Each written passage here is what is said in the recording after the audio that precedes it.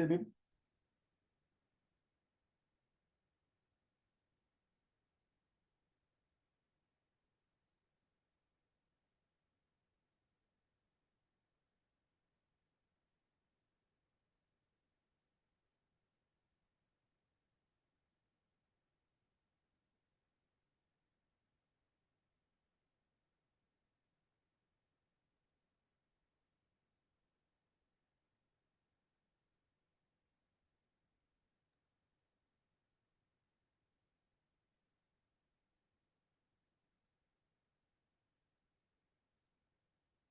What's up, guys?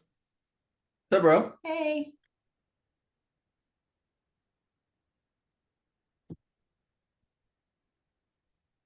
How you guys been? One second. I'm posting real quick. So, second. Yeah. What's up, bro? Can you hear me? Yeah. How you been? Are you back? Well, I'll be right back.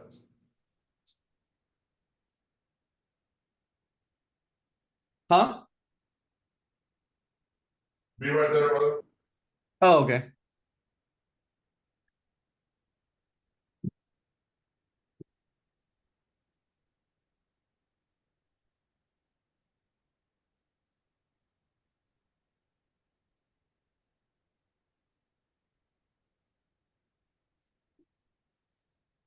All right, what's going on, bro?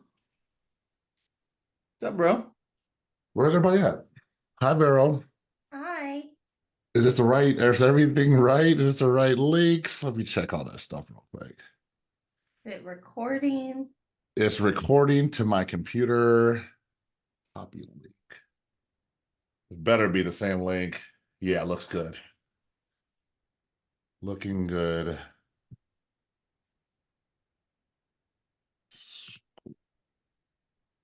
I just scheduled it so it's the same link every time.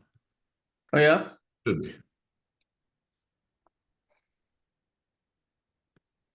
Check. Did you get some rest, bro? Heck yeah, man. Exhausting, huh? What time did you end up going home from the nightclub? I got home before. I think I got home before 1. Oh, okay. Not that bad. Yeah, probably stayed like an hour. Mm. You left. There's like nothing in that lifestyle for me anymore. A lot of energy, right? Don't want to be there. Don't need to be there. Unless I'm with like maybe if I was with my crew, but no. Or with Tanya. Yeah, my peeps. If you guys were there, people, my friends, my friends. Mm-hmm. But I was like, yeah, this ain't this ain't me no more. Hasn't been for years.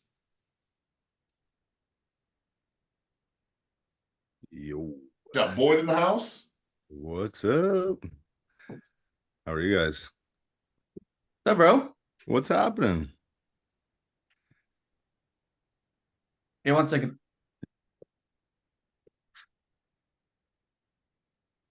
Bro, Big I'm safe Ron. without you, man. It's kind of weird to be in WealthCon without my boy. I know. How was it? Well, it's pretty sick. Really, eh? I got a pretty good routine that works. Like I don't show up at like 8 o'clock or anything like that. You get there like 10:30, 11, or just before lunch. Yeah. Um, and just go late. The long game is wakes way better. When I get there like 8, Yeah. I'm But then you miss out. Like you might miss out on like a good speaker or something. You don't care about that? I do. And I go, hey Boyd, was anybody good? Okay, I'll go back and rewatch it. Yeah. That's true. That's true. Who was the best person you saw there? Martell. Dan Martell. Yeah. Yeah. You're Canadian. Yeah. I've seen him before, and he lives in the same town as my mom. Oh, cool, cool. Yeah. So when I see him posting, like, come on, everybody come on the founders hike thing on Tuesday mornings or whatever, I'm like, next time I'm through there, I'll slide by and see that guy. So it's but yeah, he's have you ever read his book?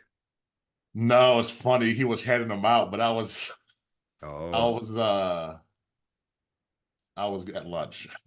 oh The blue shit. one, what's it called? Don't Buy something back your time. buy back your time. Yeah, it's a good book, man. Real good book. Is it You need close? it.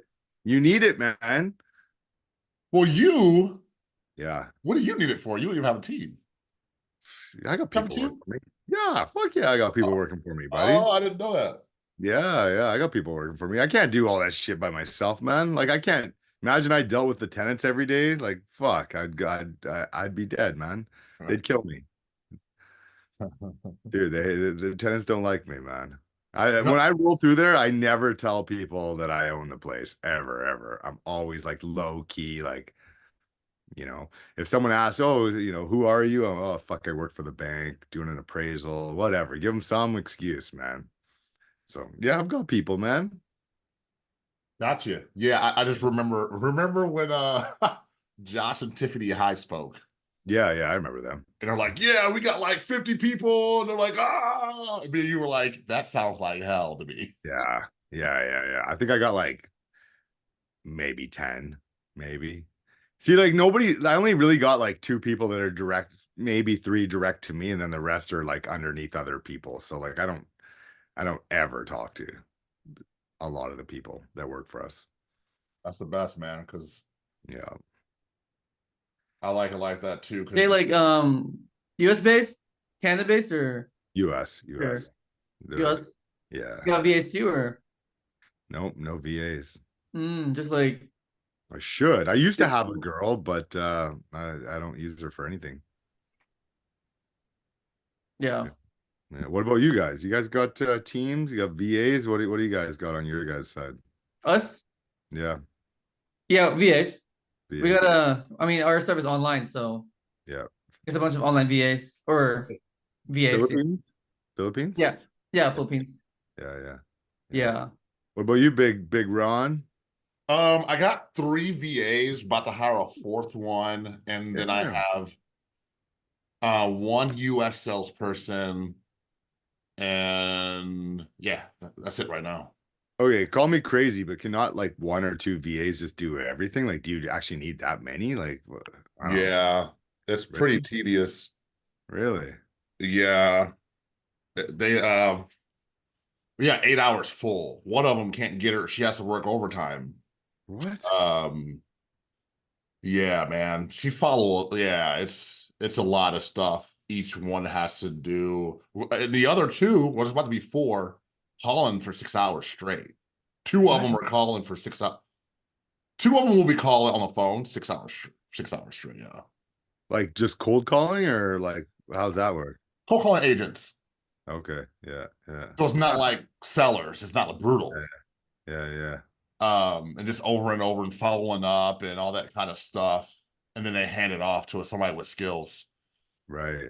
But the one I'm hiring might not be on the phone that much, but they still will have a full plate for sure. Just reaching, almost like reaching out a lot to whole other wholesalers, buyers, stuff like that, and just nonstop. It's not hard. It's just we're in 2 markets, so we'd only have 2 if we had 1 market, but we need 1 for each market. Crazy. You guys are working too hard. I work like 2 hours, 2 to 4 hours a day, bro. That Delegation. When I didn't have those VAs, yeah. yeah. Fair enough. That's crazy. What do you use that Amazon? Like, what do the VAs do for you on the Amazon side? They look for products, they buy products. Okay. I mean they run pretty much the whole store. Really? Crazy. Yeah. And I just manage them. Right. Yeah. Like product research type things. Like, is that a role? Yeah, product research, buying products, taking inventory, checking emails, like whatever it Yeah. needs to be, what needs to be done as far as the business. Yeah. Crazy. Bookkeeping, Yeah, bookkeeping. Yep. Really? Yeah. I should Yeah, get it's pretty automated. I one. just don't do automation, but it's pretty automated. Yeah, you should do automation. I got a client for you. You? I know you were telling me on the live, so Yeah, yeah. yeah. That's crazy. What do you think? You want to get started or what? Yeah, we'll just start. Yeah. Boyd, is there anything you want me to stay away from? Your open book? Any areas I should like? Open book, buddy. Open book. Stay away from the night that we had at Sapphire that one time. I don't even know what you're talking about. I'm joking. I should have told you, don't talk about that. Let's edit that out. Let's edit it out. No, I'm open. I'm an open book, man. Ask whatever you want. It's all good. Open book. Okay. You want me to edify? Guys? Oh yeah. Yes, Mhm. of course. All right. All right, this is like where the video starts, right? So I gotta get serious. Get your face on. Hey guys, let me. Hmm. All right. Today's guest, we got my boy Jeff Boyd, good friend of mine. He even though he's a Canadian, I still like him. Even though he lives in Canada, he does a lot of deals down here in the US. He owns 4 mobile home parks, maybe 5. Last time I checked, it was 4. 4. We got a bunch under contract. We got 4 right now. 4 right now. Wife, I know his wife. Couple kids. He's a hockey player. Surprised he has all his teeth. Not all real. Luxury flipper.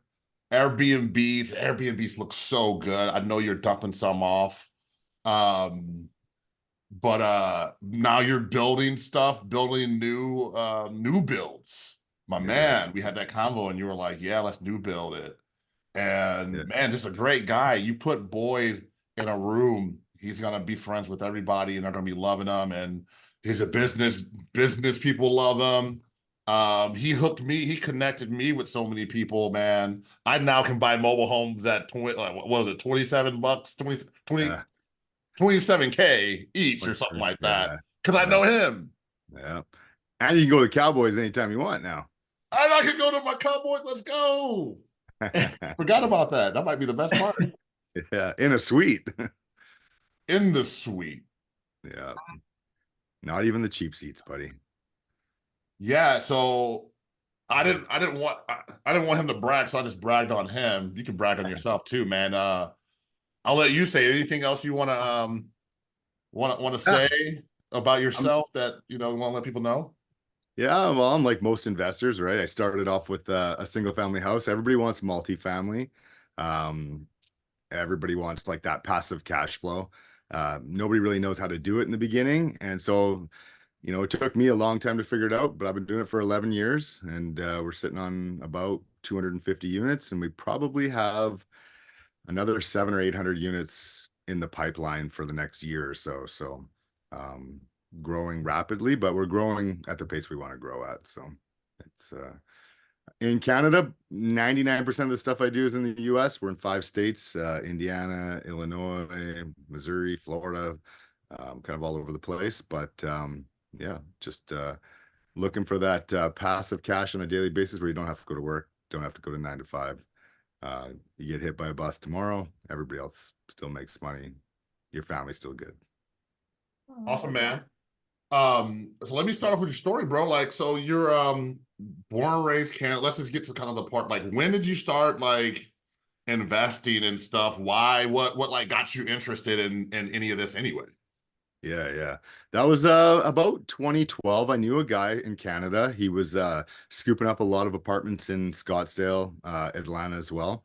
And kind of convinced me to jump into some US stuff because you got to remember, like, you guys are in the US, you don't really think about the border in between, but for us, like, we have dollar conversion, we got different tax rules, no social security number, like there's a lot of hurdles to go through. And he kind of guided me in the beginning. So I bought a duplex in 2013, beginning of 2013, Indianapolis, 32K. bought it with a buddy of mine. So we split it 16K each, rented for $1,000 a month. Still own it to this day, still never been inside the house. That's kind of how the snowball started from there. And then we realized, like everybody else, you need more money to buy more product. And unless you're making a ton of money at your 9 to 5, it's kind of hard. So we got into flipping. That led to Airbnbs. And then we realized in order to scale, we gotta go multifamily, which ultimately led me to mobile home parks. And did you like work the whole time? Did you like flip or something? How did you get out of the 9 to 5? Yeah, well, we did work. We had businesses. I used to build helicopters. Irene did as well. Irene used to wire helicopters. So that's kind of how, like, we were in the aviation industry. We had like decent income. I started some other businesses. We got into like cell phone repairs before anybody fixed cell phones. Like, we were doing warranty work for the largest company in Canada, which is Bell.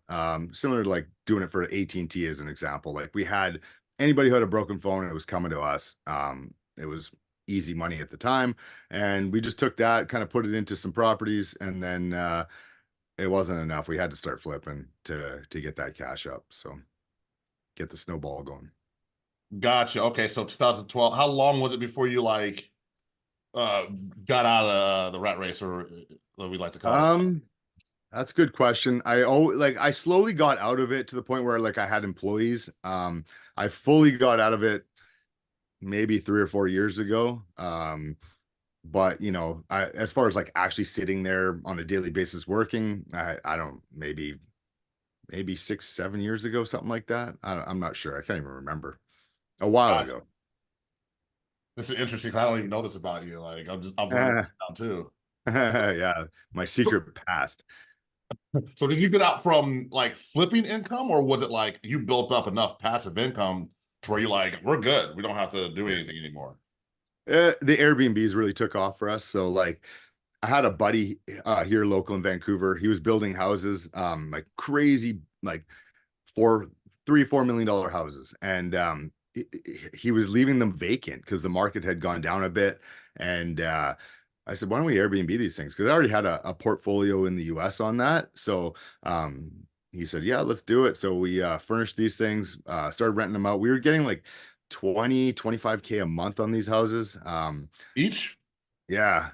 Like they're big houses, 5, 6, 7,000 square feet.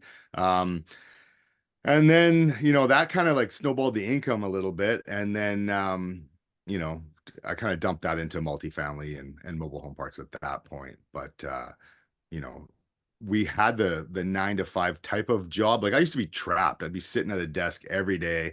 I was like, I hate this. Like, Say get me out it, of say it, here. Yeah. Like it was terrible. And I was sitting there and like we owned like multiple locations of a store.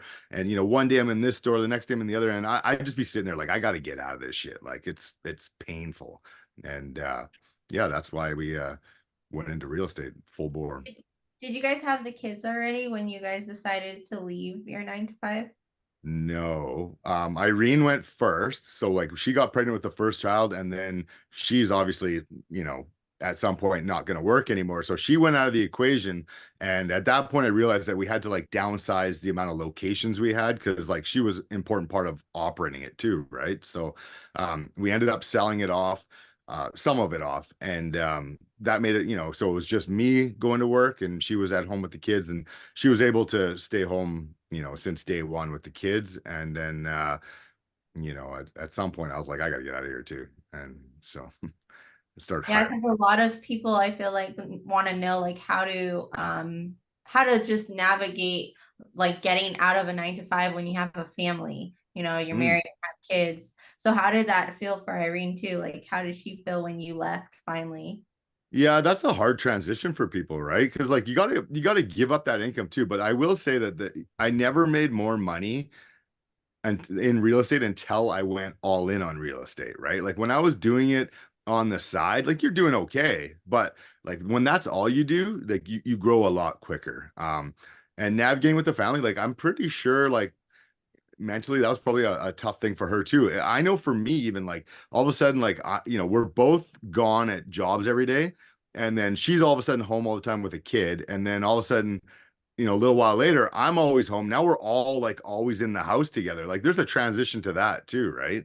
And you have to give up some income on that transition. So like it's kind of a scary thing, right? You got little kids or whatever, and you're like, we're gonna dump whatever it is you're making, you know, 100, 200, 300, whatever money you're making, we're going to dump that and go in on something else that's not as profitable. That's a hard transition for sure. It's out of But the norm, I guess, for other people, right? yeah, for sure. But I think that like whatever you do, if you don't go all in on it, like it's hard to be successful at it. Like whatever it is you want to do, right? Like if you just do a little bit of everything, you're kind of like that jack of all trades and master of nothing, right? So Right. How many kids do you guys have, by the way? Two. Nice. How old are they? 7 and 4. Oh, wow. So pretty young. Okay. Yeah. So Irene got out. Well, I guess he's almost 8. So 8 years ago is when Irene first got out of the industry. And then, you know, I followed as quick as I could after that. And how was like, so you guys like, did you guys talk about like all your plans and stuff before you jumped out of the 9 to 5?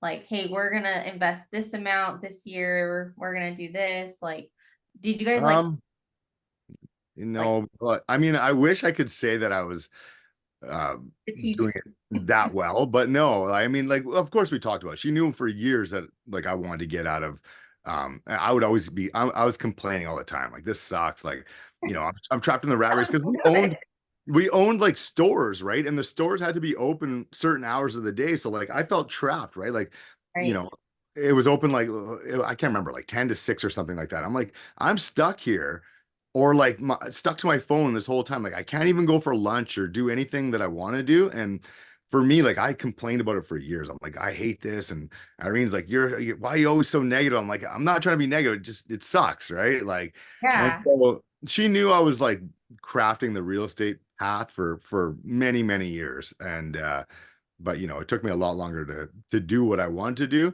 And even to this day, like I'm 11 years in and I'm nowhere near where I want to be or I thought I would be at this stage, right? I thought a couple of years and you know whatever, but maybe I'm just slow. I don't know. Yeah, so our baby just brought her way in here, so sorry about that. It's okay. Trying to step Like out real quick. 2-year-old. Like, That's all good. We all got kids. I know the yeah. So when did you quit? What year was that? Well, the thing is, it was a slow transition. So, like, what I did initially is that we got it down to one location. We had one store, and then I brought a guy in, and I worked with that guy, and then I eventually just slowly stopped coming, and he eventually ran the whole thing. And then, you know, one day I was like, I'm gonna try to sell it, and I sat him down. I'm like, I'm gonna sell it. Like, you got first dibs on it. If you want it, it's yours. And he looked at me and he goes, honestly, man, I want to travel the world. And he was younger, and I said, buddy, you do you. And he's like, I'll stay till you find someone to buy it. And I found someone pretty quick, and they bought it, and they still have it to this day. So my transition wasn't like a hard stop. Like it was a progressive thing. Like, you know, all of a sudden now I have Wednesdays to, like, I don't know, go golf or work on my real estate or go for lunch or whatever, or be with the kids, right? And then, you know, now it's like you got 2 days a week and 3 days a week, and eventually I'm just not coming in anymore. And it got to the point where like I was so hands off, like if I had to go back in, I would have been screwed. I didn't know anything going on anymore. And that's kind of the point where I was like, I better sell it in case like this guy quits on me, which I didn't think he was. He was a very loyal guy, but like if he did or something happened to him, I was going to be in trouble with the business. So that's when I kind of made that like full on transition. So how many years ago was that? Like that's a tough question because like it was spread over so many years. It wasn't like you where you just got up and quit one day. Yeah. No, I've done that before, but that not to go into real estate. No, Lewis hated going. So when you're saying how much you hated going, like that was Lewis. He hated going to his job. And Yeah. every day he was just like so negative about it. And then he's just like, I have to quit. And I was like, okay.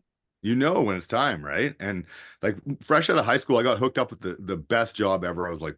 I was building helicopters. I was like, you know, people fresh out of high school aren't doing that. Everybody had gone to school for it. I didn't. And I had I was making good money. I was like, you know, 19, 20 years old. Everybody's like, holy, I can't believe you're doing this. And I was like, I fucking hate this. I quit. And everybody's like shocked, right? And I'm like, yeah, that's not for me. I'm like, I'm not a guy to sit there and listen to someone tell me what to do all day. Like, you got 15 minutes to go drink your coffee. Like, nah, man. Like, nah. No, I know, bro. I know. That's not me. That's not us either. Yeah. That's none of us. That's why we're all here, honestly. Oh, yeah, Yeah, exactly. exactly. That's And the truth. Irene, she was the same way, or is that where you guys met at like when you guys were building helicopters? No, we met in school, and so we've been together for 19 years. So we met in school, and Wow. yeah, and she was, I mean, her family, they're always like that, go to work, like, um, get a good job, that type of family, right? And I was like the free floater. I'm like, I'm out of this shit. Like, I'm not going to work. I'm not doing anything. You know, it took some time for like her to realize, like, okay, there is another path. And once she saw that, I remember her coming to me. She was still working at a helicopter place for years, and I remember her coming to me, and she's like, I can't take this anymore either. I'm like, see, that's it. Like, time to quit, right? And so she did the same thing. So, And you guys went to college? yep, What college. did you guys study? That's where we were studying to wire helicopters. So I had a helicopter job out of school, and then they paid for me to go to school and learn how to wire them. And I was going to get this crazy increase and all that. And they sent me to school. They paid for everything, and I never went back. Oh wow. I never did.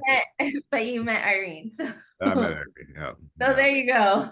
Yeah. 2005. So. Oh wow, 19 years. Wow. Yep. Yep. Go ahead, Ron.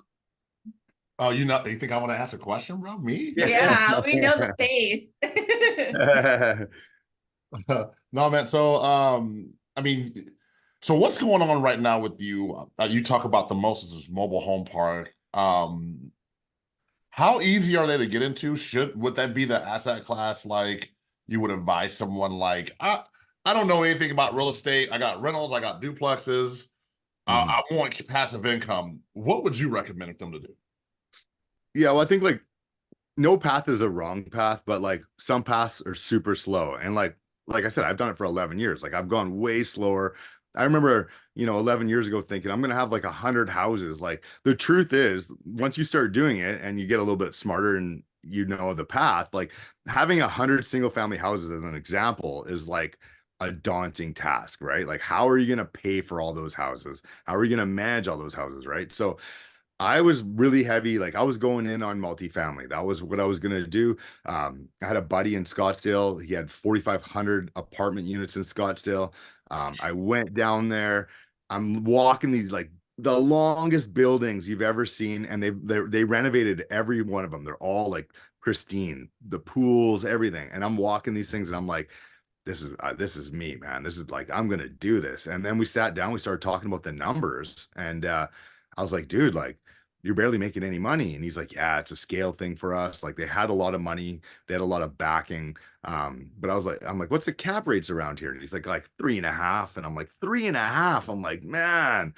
And so their whole strategy was more to buy the buildings, renovate. They'd renovate about 30% of the buildings, and then they'd sell the buildings with the upside to somebody else, but they'd make a few million in the process. So that's really truly where they were making their money. And I was like, I need passive income. And I got introduced to someone doing mobile home parks, and I looked at the numbers on that and I was like, that's the way to go. And so once I started to dive into mobile home parks, I realized like you didn't need a whole lot of money at all. You didn't need any credit. You didn't need anything, like all the barriers that you have in your mind, like that mindset of like, I got to have a bunch of cash or whatever. Like it just wasn't real. And so for someone just starting off, I think like there's never a bad path, but like if you want to scale, like it depends what your goal is, right? Are you looking for, to make $1 million in cash this year? Or are you looking to like, make $30,000 a month and whether you're awake or not?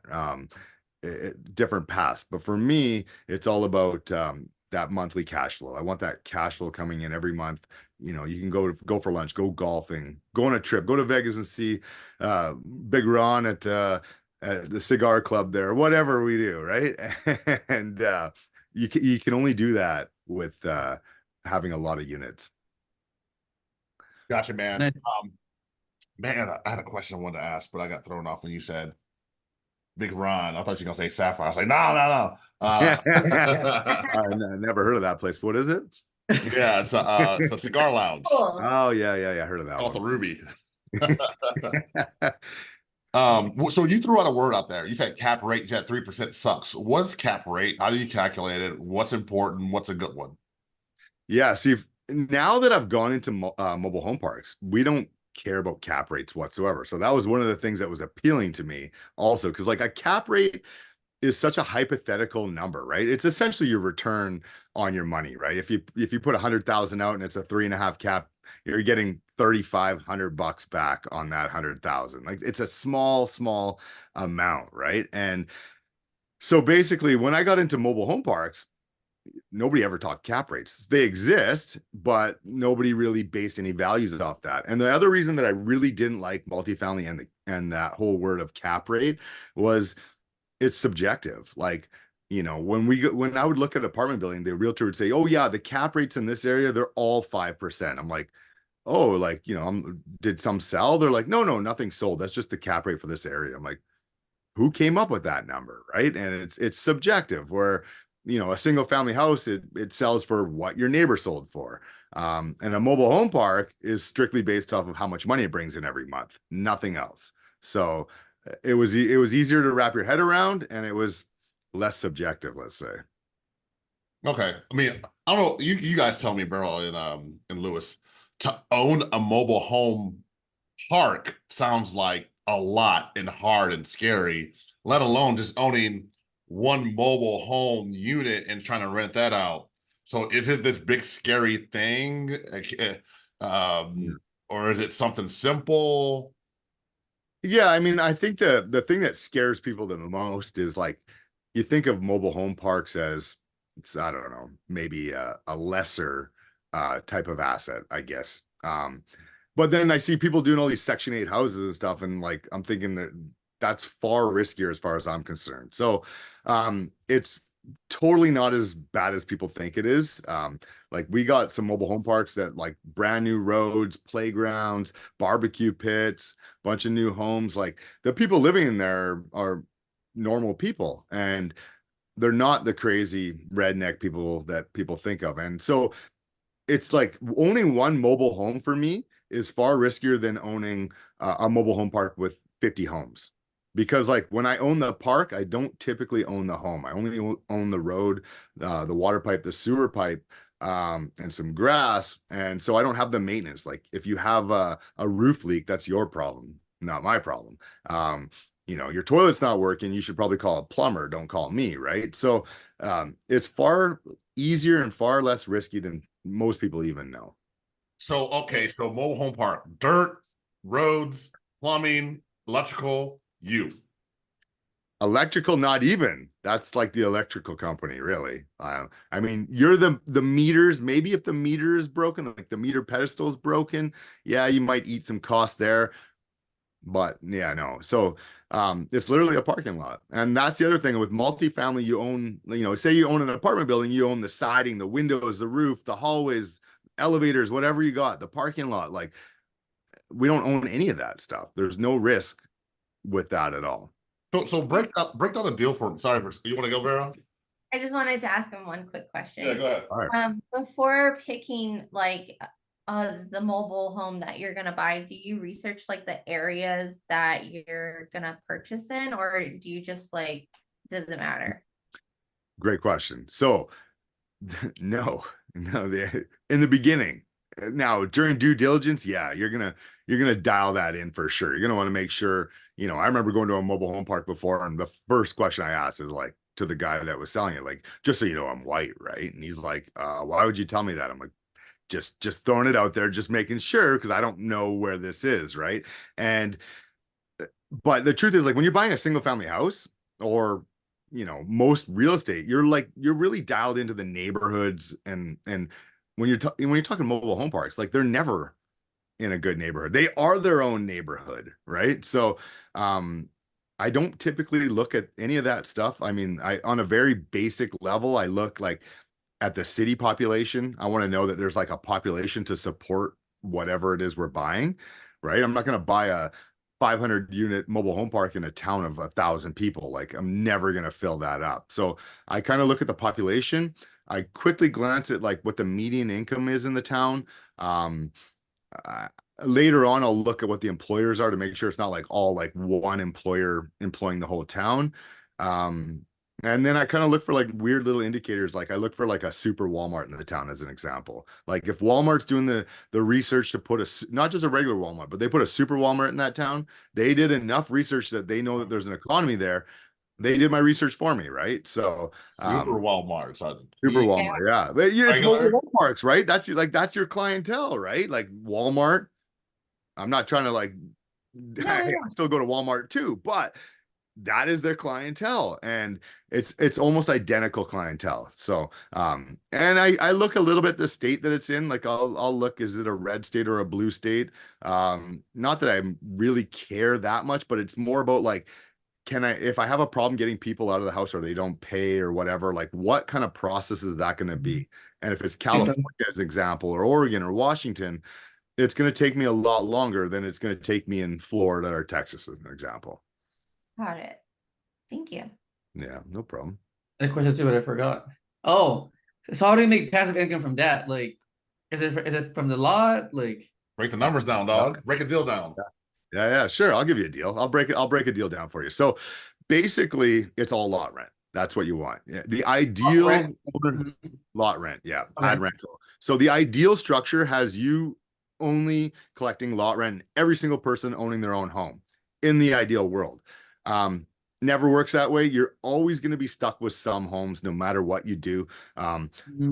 So, and they come in weird ways where like, you know, someone doesn't pay and you kick them out, and then the judge grants you possession of that home, but then you don't have a title to it. So you got to rent it out, and like, because it's titled like a car, right? So, and that's one example of how you end up with them, but there's always these weird ways where you end up with a home. So the ideal world is to own none, but we own units on every single park. So I'll start with that disclaimer. So as an example, you know, we got a park, we bought it for 350,000. It's got 23 units in it. Each unit or each pad rental right now is sitting at about $400 a month, which is like the going rate. It's very affordable housing. Most people own their own home, so they're paying, you know, they own the house and they maybe have a $300 or $400 payment on the house, and you know, a $400 lot rent. They pay their own water. They pay the water, sewer, electrical, all them. So I ideally don't have any bills from that person. Now, it's metered from the city to each home. So like there's losses in my water line. I'm going to get some kind of water bill every month. But for the most part, the bills are very small. So on that particular deal, you know, you got 23 lots, 100% occupied, times that by the 400 or so lot rent, subtract out your expenses. That property in itself is probably netting 5 to 6K after all expenses every month. So, you know, you add that up, that's what, 60, 70K a year, and, you know, on a $350,000 investment. And then when we talk about the mortgage on that, I mean, I leveraged that one. I put a $210,000 mortgage on it. We got we put $140,000 down, but that $140,000 down payment brought me back $60,000, $70,000 a year. So, you know, and we chose on this is commercial loans. So you choose your mortgage, right? So like we usually choose a 15-year mortgage. We'll take, you know, we'll put a little bit more money down. We'll get a little bit better of a rate, but we'll shrink the time so that we know in 15 years the property's paid off, basically. I'm doing math right now, bro. So you break even on a deal like that, year 3, you get your entire freaking investment back. Now the rest of your freaking like, now you're just cash flow city, huh? Yeah. it's Infinite forever, return. right? Yeah. What's that? It's rent. Yeah, You're forever. paying rent on the land. Yeah. Oh. And so people, the first thing when I tell people that story about that property is, first of all, they say you can't find deals like that. Well, that's not true. I still see those type of deals kicking around. The second thing people always resort to is, oh, I don't have 140,000 to put down. You put so much down on that. And that's where you're just not creative enough, right? Like I did that with no social security number. So first of all, the LTV is way worse for me than it is for you. Second of all, I chose a shorter mortgage, which you don't have to do.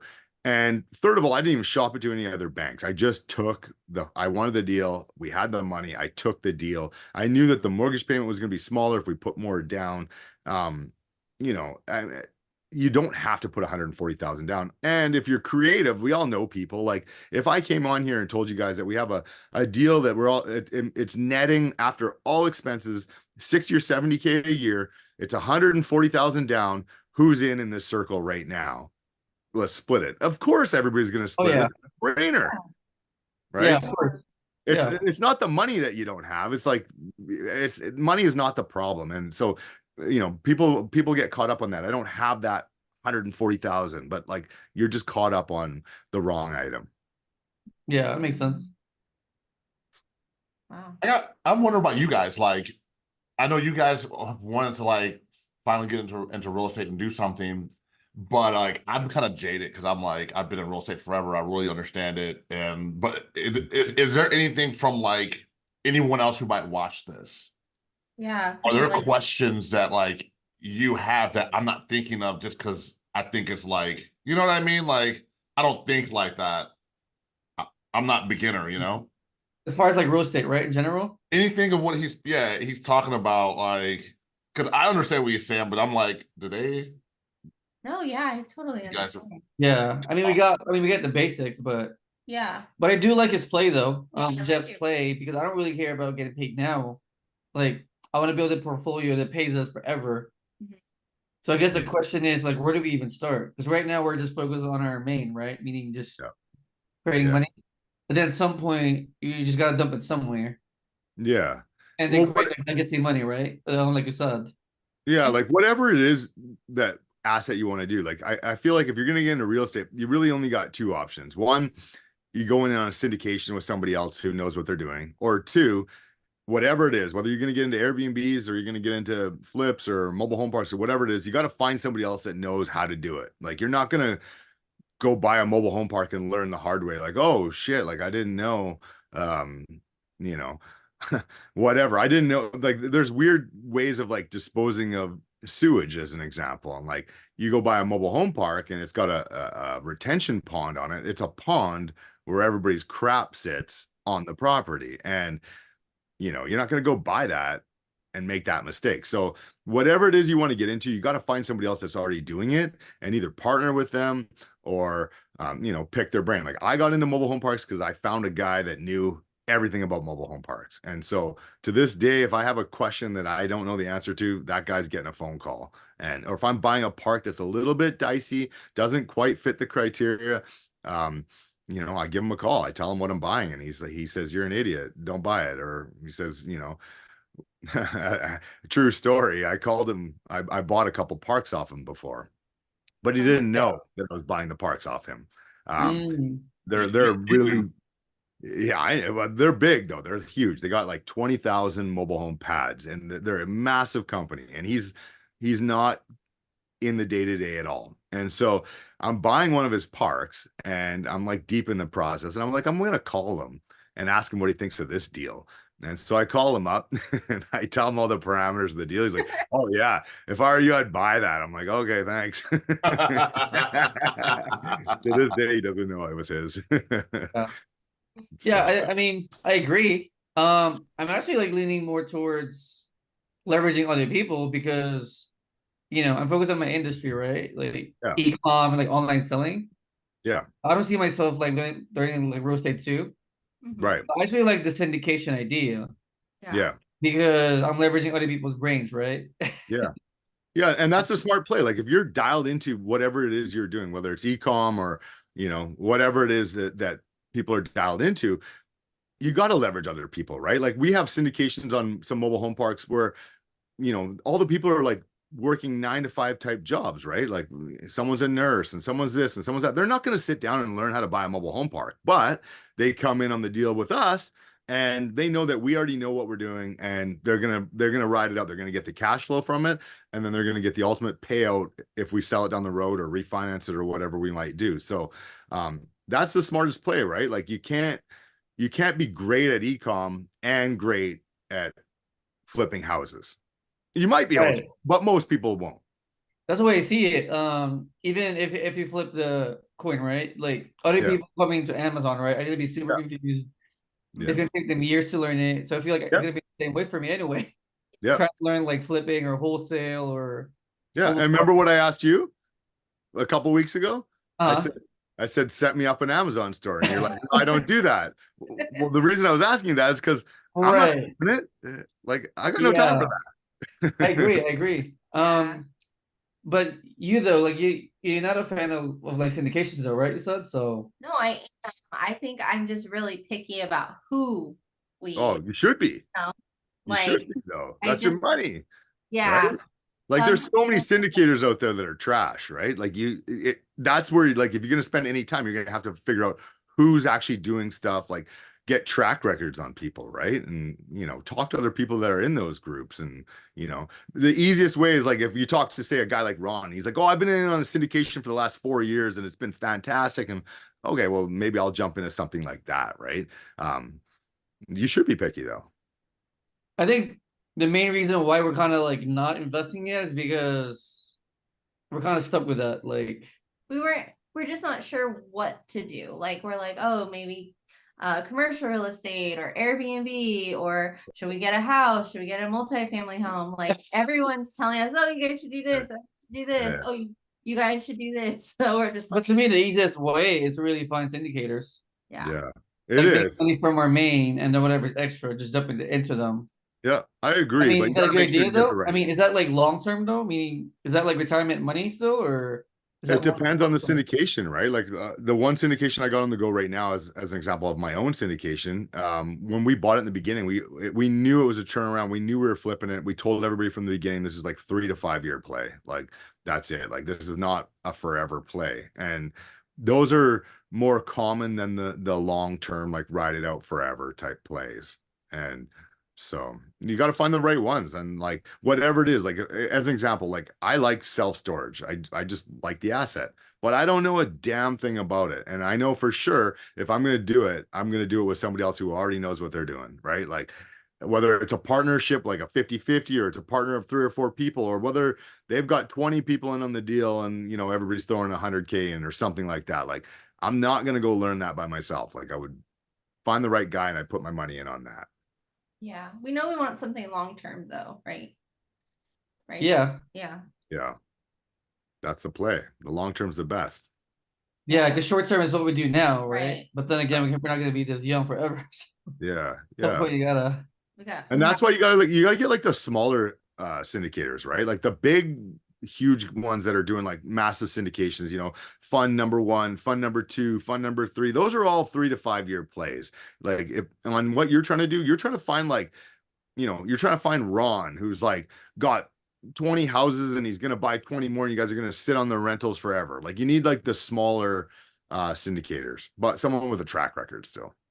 Yeah, You definitely. don't need the big dogs.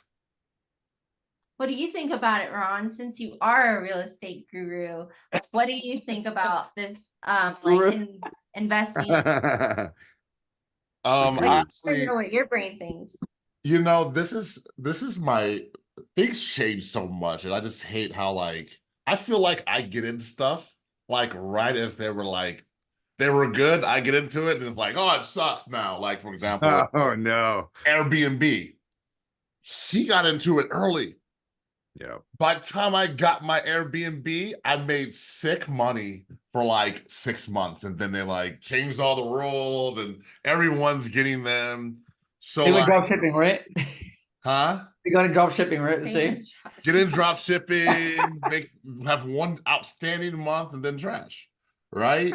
But mobile homes has been around for a while, and so here's my plan, bro. Here's my 5 year plan, and I want to know your opinion in front of everybody, right? I don't care. So, this is what's my plan was like. Hey, you know what, man? I'm in Indiana.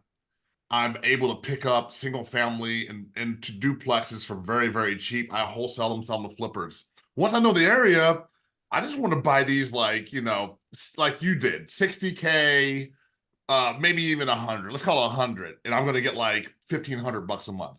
Buy it, pay them off. 10 paid off duplexes. Then I got like, 1,500, $2,000 a month coming in from each one. Probably let's say 5 years, get it done, 10 years, pay them all off, maybe less, depending on how things go. Now I'm free. I don't have to worry about anything else. Like everything else is like I'm having fun. Should I do that route, or would mobile home parks make more sense? Or what would you say to that plan?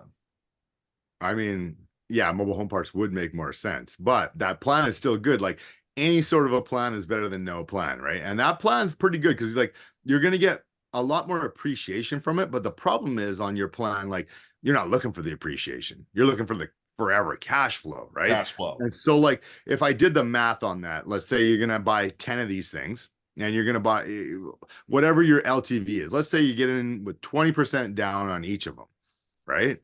You're gonna buy 10 of them. Yeah, it's 200K you got to come up with to get these 10 houses. Okay. But I could take 100K and go get 20 mobile home units, 30 mobile home units, Units, 40, not parks. yeah, units. Like, well, I'll buy the park with that's like 30 unit park or 40 unit park. With 200 grand, you can get a bunch of parks. No, one park. One with park. Like Oh, 30 or 40, 50 units in that particular. so you're talking about each house is a cash flow itself now. Each mobile home. Yeah, but like you're gonna own some of those homes, you're gonna get all of the lot rents. I forgot about that. And so like I might not get the appreciation that you'd get out of those 10 homes or duplexes, but I might, you never know. But let's just say I don't. I for sure got like a lot more units in one particular location, and I don't have 10 roofs, 10 sidings, 10 10 kitchens, 20 bathrooms. I don't have all of that capex and maintenance to pay. Oh, I didn't even think about that. That's what you're saying. Oh, so we're tracking. Instead of buying, so say you got the mobile home park, you got the dirt, right? Yeah.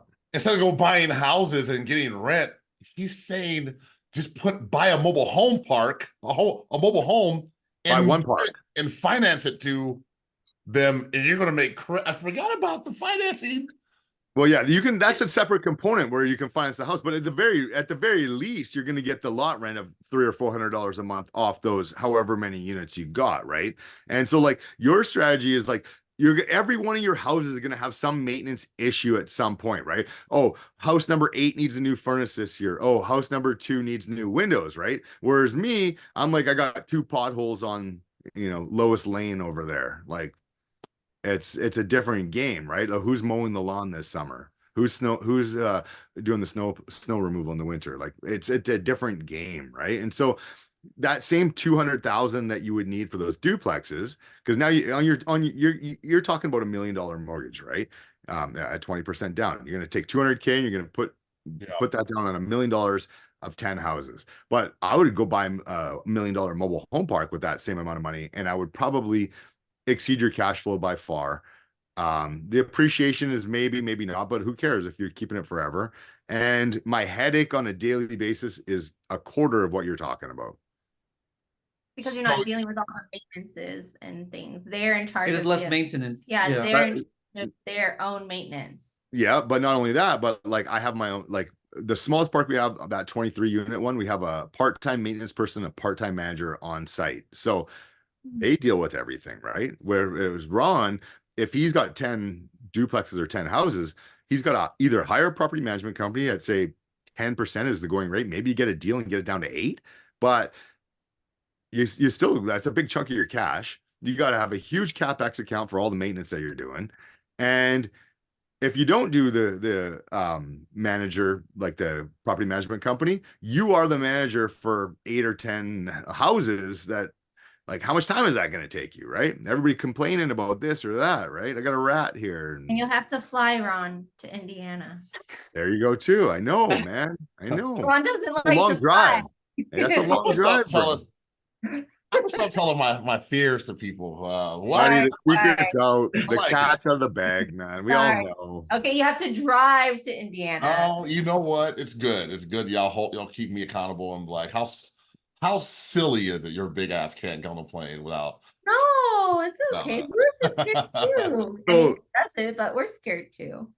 So the reason that you came up with that strategy is because you've got roots to Indiana. And so in your mind, I can get cheap houses in Cheap. Indiana. I know the market. I'm there too, man. I've got stuff in that market too. Yeah. And that's why it's drawing you, is because it's cheap. But what if you could get $1 million mobile home park within 2 or 3 hours, 4 hours outside of Vegas, with a manager and a maintenance person in it that you don't have to deal with, for the same amount of money, and you're going to make this. Let's just say you're making the same cash flow every month that you would have off the duplexes, but you're not. It's close to home, and you're not doing any work. It's a no-brainer. I think you're selling me, bro, because like I just, you got to be flexible, man, with stuff. But like, like people like you said, they kind of like they think mobile homes are like trap. Like I flip manufactured homes, and I get great deals on them because Yeah, they don't want to put their name on it. yeah. I made Just $100,000 on a mobile home flipping it a couple years ago. I was supposed to make 40. I mean, the market was the reason. It wasn't because I was an awesome investor. But dude, okay. I already do mobile. But you know how you said you're late to the party all the time, right? Yeah. Like I'm always early to the party, right? So like we were fixing cell phones before anybody else was fixing cell phones. Now every corner has a place to fix a cell phone. Okay. We were doing Airbnbs in 2015. Our competition was very, very low. 2020, we had already started selling Airbnbs, getting rid of them. Then the pandemic came and we had already dumped most of the Airbnbs early on. Mobile home parks, I'm not gonna say it's early right now, but it's still not, Not hot. it's not hot, right? You call me in 4 years from now, you missed the boat, man. Right. And Right. they're like nice houses, right? They're like Yeah, they're yeah. yeah, because we've been to some mobile home parks. Remember, we actually considered, remember that house that when we were first right near my parents in San Fernando? Yeah. It was a newly built mobile home park, and these were like three Well, we were bedrooms. gonna live there Yeah, we too. were. And it Yeah. was a 3-bedroom house. But Yeah. for us, the rent on the land was, I think, 2,000, right? It was like 1,500, Didn't and make then sense, it yeah. didn't make sense for us at that. But we're like, oh, let's move to Vegas instead. Instead of spending Well, I'll be 3,000. honest. That I think mobile home for- That's park in was L probably, that's in LA, it was that's why. LA. So it yeah, was that's like a 5-star 3,000. compared to what I own, but that's a It was different product. That would Yeah. sound nice. But so there's the other thing that we're like not factoring on Big Ron's analysis there is that because we're selling off these homes, like as an example, we just bought a bunch of homes around the $52,000 mark for a 3-bedroom, 2-bath, brand new mobile home out of the factory. Now, it's like 1,100 square feet. This is not like massive, but it's brand new. And it comes with financing in place. So the financing from the manufacturer is under $500 a month. The lot rent on that's about 400. So let's call it you're all in for $1,000 a month for a 3-bedroom, 2-bath home that's brand new. Now, what happens is people buy those. We get the lot rent, but they care about their home, right? Like Ron's talking about buying 10 duplexes or whatever. You know what people don't care about? Someone else's house, right? That's when they're walking on the carpet with their shoes. They're renters, right? Where when I'm selling them the mobile home, they're the homeowner, right? They got nice flowers in their yard and they're taking care of their property. And it's a different product and it's less transient. People don't move as often. When they do want to move, they have to sell the home to somebody else. And we get to choose who they sell it to because they got to be approved to move into our property. And your strategy, Ron, to buy those 10 houses is like you're going to be constant. You got constant turnover. And every time someone moves out, anybody who has rental properties tells you your biggest cost is when someone moves out. You always got to do something. You got to paint it. I got to fix the flooring. I got to do this. So like you might be making $1,000, $1,500 a month, but if someone moves out every year, it's going to cost you 3, 4, 5 grand every time someone moves out to fix that property. And that's what eats up your cash flow. Makes sense. Thanks. I just feel lucky because I know you guys. Leverage the I break. feel lucky to know you, man. I'm so excited for my Amazon store. I'm so pumped. This is going to be awesome. Make Boyd be your tester. No, it's me and you, Ron. We're going in together. He's going to run our store. You might be able to get him to do it. He said, I probably won't say this. He said he could probably do about 10. And I heard him say that. He said that to us that day, right? I remember. I wrote it down, man. but it's a lot of pressure, right? A lot of pressure for you, huh? How about we give him no pressure? If it works, it works. If it doesn't, it doesn't. Oh my. I love that. Right? There you go. You know what I mean? I'm considering it for sure. In return, we'll help you get your first multifamily. Oh, wow. Our first mobile home park. That would be There we awesome. go. The deal's on the table. It's up to you. So, bro, My assistant is just gonna email you the documents. Yeah, email him the documents right. I love it. I love it. Get him now. Get him. Get him. man, So, anyways, Ron, I still think that strategy, I told you that in Vegas, that strategy that you have to buy those properties is an amazing strategy. Anybody who did that would be, no, but anybody who did that would for sure set them up like long term. But I'm more about like, I've done that. I've done that along the way. And I realized that like, there's actually just easier ways. And the reason I didn't do them is because nobody told me about them. yeah. So are mobile home parks hard to come by? Are they scarce? Do you have like what does your team look like? You got someone looking for deals all day? What's the competition like?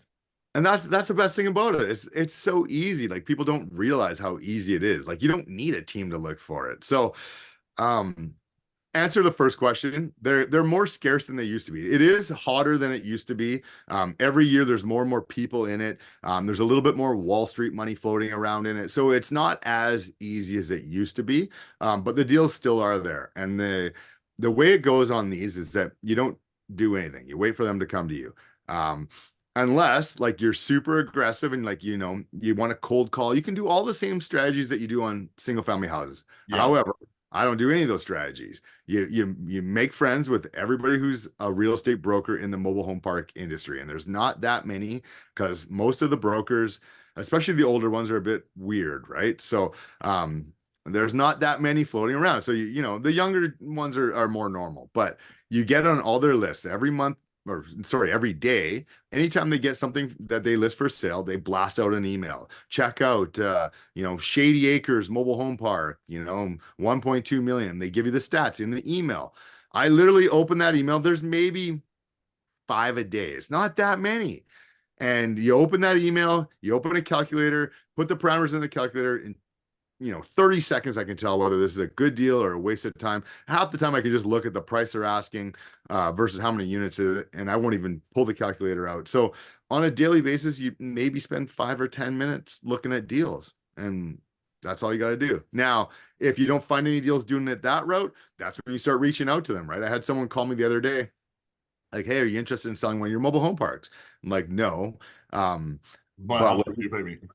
They're like, no, I'm like, no, like we've had lots of offers on them. The cash flow is too good, right? And so not interested. And they're like, oh, are you interested in buying? Yeah, we're interested in buying. They're like, what about like a big one? And I'm like, well, what's a big one? And they're like a $10 million park. I'm like, what you got? And they're like, we got a $10 million park that not very many people can buy. Sounds like it's similar to what you're buying. And so like they tell me all the parameters and then I'm like, yeah, email it over. Like no point in telling me on the phone. I'm going to forget by the time I hang up. Send it over to me so I can put it in my calculator. And that's the amount of effort that I put into finding a mobile home park. It's really not as much work as people think. This is For some reason, I don't know why it came to my brain. But so that mobile home park that we were thinking of moving into, it actually burned down. Probably like 2 years after. Yeah, remember that huge fire? Oh yeah. So oh yeah. Okay. God forbid like that happened to one of your mobile homes, but do they like have insurance on their property, but would they still be responsible of paying rent since you own the land? Good question. Now the fires are more rare. What typically happens in mobile home parks is you'll get wiped out by a tornado. And so wow. it's common, man. These things are like, Natural. they're like toothpicks sitting on the ground. It gets a little bit windy. These things are gone, right? So there's no foundation to them. Like they're strapped down to the ground, but like they're not the best built. So there's different insurance policies you can get. Now, the short answer to that is if some of them blow away, we're not getting paid from them anymore. We're going to get paid from either their insurance company or our own insurance company. Now, if the whole park burnt down like that, that's when, we're going to get paid from our own insurance company because all the infrastructure is going to be wrecked, the roads, the water pipes, the sewer pipes. We're going to have to rebuild the whole park. And we wouldn't get any of the lot rents at that point, but we would get a brand new mobile home park out of the deal. And everybody else that owned the houses, they would get brand new houses, or if they had insurance, which they should. And any homes that we own, we insure those individually as we go. Got it. Okay. And then with syndications, like what are the returns like with that? It depends. It depends on the property. It depends whether it's a turnaround or like you're sliding into a situation that's cash flowing from day one. The cash flowing from day one, those are typically less. Maybe a 10% return. Like if you're going into a turnaround, like you're gonna want to for sure see a 20% return on your money, for sure. Right, yearly, right? Yeah, yearly. Yeah, Interesting. Okay. yeah. But I would say you're in that 10 to 20, depending on the property. Yeah, makes Which sense. is not bad, right? And And then it's still passive, right? Because you just hand them the money yeah, and it's then you passive. just get checks every month.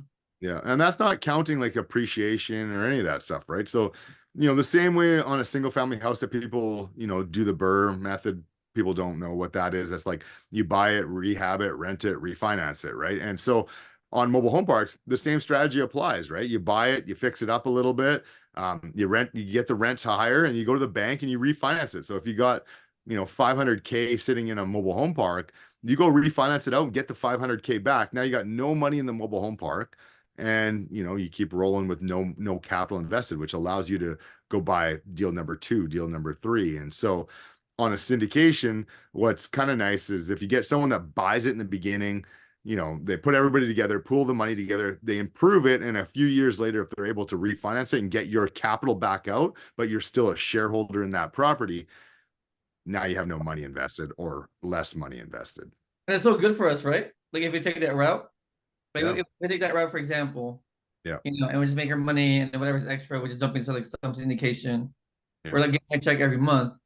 Yeah, usually quarterly is more Oh, common on a syndication. Yeah. okay. Yeah. But then the more we dump money into different syndications, the more we get, right? That's Yeah, for sure. right? Yep. Yeah. I was thinking like towards the end of time though, like for example, we're like I don't know, 7 years old, right? Like how does that work? Like I mean, is there money coming in or? Yeah. Yeah. Well, it depends on like who it's with and how it's structured, right? But like the ideal way is like create some trust at some point and have the trust being paid out of it. And the trust goes to your kids, right? Mm. It's Is that always possible? Is that yeah, passable to the kids though? Like, yeah, for sure. On a trust, for sure. so wait, on a trust. Maybe a trust where you go to a lawyer and you write a trust. Yeah, you get like it's a form of ownership, Piece of basically. paper. Yeah. Yeah, it's just a piece of paper, right? And so like It's like a will in a way, right? Yeah, kind of, sort of.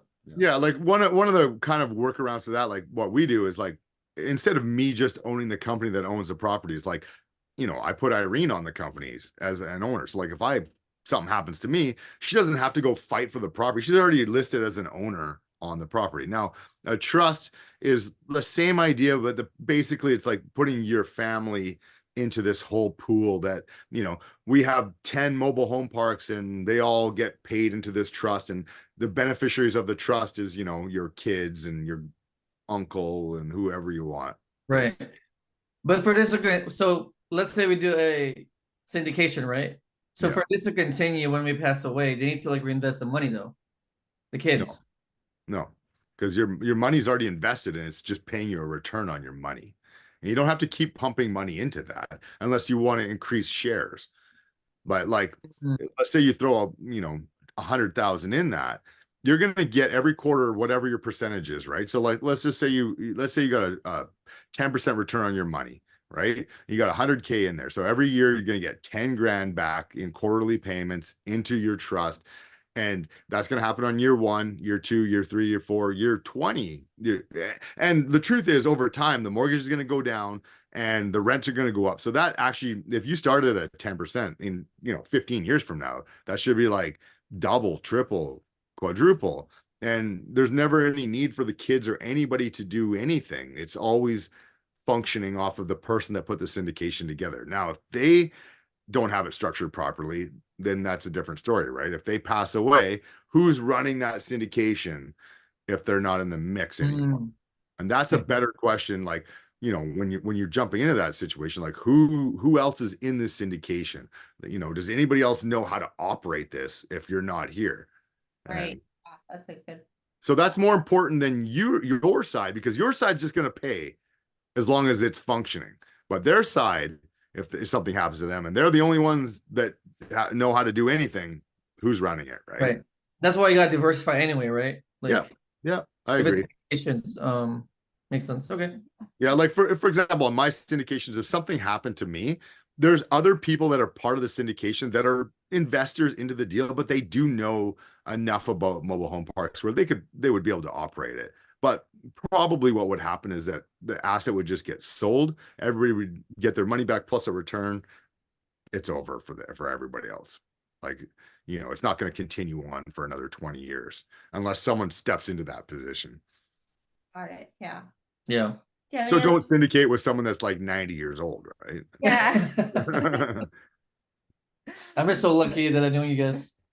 I know, man. Me too. I'm so pumped for this Amazon store. It's gonna be so good. Did we figure out the product we're rolling with yet? Like, that's our big thing, right, Ron? We need a good product. Yeah, man, get us started, bro. You have any last questions, Ron? No, I'm good, man. I'll probably just hit you up, man, on the off on the a little bit later. I think I want to start looking at them and learning about them a little bit more. But Yeah, man. I mean, it's like, I don't know. Like, I'm not a huge advocate of saying like mobile homes are the best thing ever. Like they come with some crazy characters, and they're it doesn't matter what asset class you're in. It's not perfect. Airbnbs are not perfect. I mean, everybody's had an Airbnb, has stories to tell you, right? And everybody who's flipped a house has stories to tell you. And mobile home parks are the same way. But I think it's the easiest to find to buy. It's got the the least amount of competition. The mortgages are very easy to get, and it pays. And you're early enough on that it makes sense. Now, in 10 years, am I still doing mobile home parks? I don't know. We'll see. But maybe I'm on to Amazon. I don't know. Or just rich enough. Right, so Who knows where the world will take us all. yeah, exactly. But sitting right now at this stage of life, I would say that it's people are sleeping on that asset for sure. well, Yeah. man, I'm gonna hit you up for steps because I want to start. Dude, I look at like 30, 40 houses a day. Why not look at 5 mobile home parks? Bro, And I'm sure if I find a good one, we can work something out, right? absolutely. You find a good one, I'm your partner all day, buddy. Let's go. Yeah, you won't even have to learn it. I'll teach you as we'll just buy it, and you'll learn as we go, buddy. That's all I want, bro. Bro, the pro. Go with the pro. Yeah. I feel so lucky. Yeah, you show me how I can get these I think the brokers and stuff. So they're probably like what areas you buy it in, and I look at these things and negotiate. I shot a crazy amount of videos about, and I told you about this in Vegas when I saw you last time. And I shot a crazy amount of videos about like the basic step 1, how to buy a mobile home park. Step 2, I broke it all down.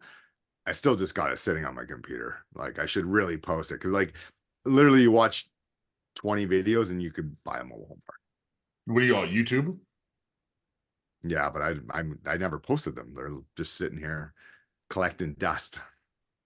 You hit play, we'll watch them. Yeah. We'll see. I don't know if the world's ready for it, No, we're good. You guys got any more questions at all for Boyd? Thank you Never so did. much for just Yeah. on here with us. Thank you for answering all our questions and taking the time to educate everyone on mobile homes. And yeah, it was great. Thanks for having I me. appreciate you, man. Yeah, I appreciate Hope to you. see you soon here in Vegas. Maybe like a WellCon or. Yeah, I'll be Go back to for Canada. sure. I'll be back. I should be back there in the next month or two. We'll see what happens. Did you have any FOMO seeing everyone posting? I actually did not. I did not. And I thought I would. And I thought for sure that I was gonna wish I was there. Maybe because I had so much stuff going on here that was like super fun at the same time. But I had a lot of FOMO on GrowthCon with the Grant Cardone 10X Growth Conference. Mm. That was in Miami, and I saw like a bunch of people that I knew. Like one buddy called me, and he was hanging with who was he with? Busta Rhymes. He's like hanging with Oh. Busta Rhymes. Like he's like, yeah, look who this guy is. I was like, hey. And he's like, you should be That's here. He's like FaceTime, and I'm like, come on. And so I had FOMO on that, but the WealthCon, my only knock on WealthCon is like it's a continuous thing of the same product, right? Like I've seen Dan Martell already. Like I've seen some of these guys, and when you walk in, it doesn't matter if it's at Caesar's Palace or wherever it is, it's like the same atmosphere, which is great. Like the networking is the bomb. Like I'm not gonna, take anything away from that. It's amazing, but I need like something fresh. Like I need some like penthouse parties or something, like some big ones, not the little dinky ones that he's putting on, You want to network with some people. You want to rub shoulders. Yeah, well, I don't know. Like I don't know what I would do different, but it's like I think ultimately 4 times a year maybe it's just too much for that product, right? Like 2 times a year with maybe a little bit. Not that his guests are bad, but like let's see a couple celebrities or something roll Yeah, through exactly. 2 times a year or something like that. Yep. Makes sense. Makes Like more sense. like entertainment versus like Yeah. the yeah. Hey, Yeah, we're like GrowthCon this year, like they had like Mike Tyson, Tucker Carlson, Yeah, no. Peyton Manning, like the such a diverse crowd. Like, I don't know. I know Ryan wants to be like Grant, so like make it happen, man. Let's do it. Yeah. Yeah. Like one day. A-listers, right? On at Tucker GrowthCon. Carlson. But like the people he has are not that they're Yeah, Donald bad. Like, I Trump. still want to see Dan Martell. I still want to see these other guys, and Dan Martell and those guys are amazing people. It's not taken away from that, but it's like it's the same, like it's almost like a raw all day long, like trying to hype you up to be better, and next thing you know you leave there and you're doing yoga 7 times a day, and you're doing all these so anyways. Like it's like for beginner, brand new people to entrepreneurship instead of like veterans. Exactly. You Bingo. get a lot different vibe, right? Yeah, you gotta have everything, but like I said, you can't beat the networking. Some of the contacts, some of the people I've met there, like that part's amazing, right? Like you're not going to take away from that. Yeah, I agree. definitely. That's how I met. So Yeah. Exactly. It's how we all met. yeah. So yeah, Cool. well, I appreciate you guys. Thank you. But Awesome. hope you If guys you guys- have a beautiful, blessed day for the rest of the day. Yeah, you as well. Yeah. Hope you guys buy some mobile home parks and tell me some stories. I do too. Love it. All right, guys. We'll see you guys next time. All right, later.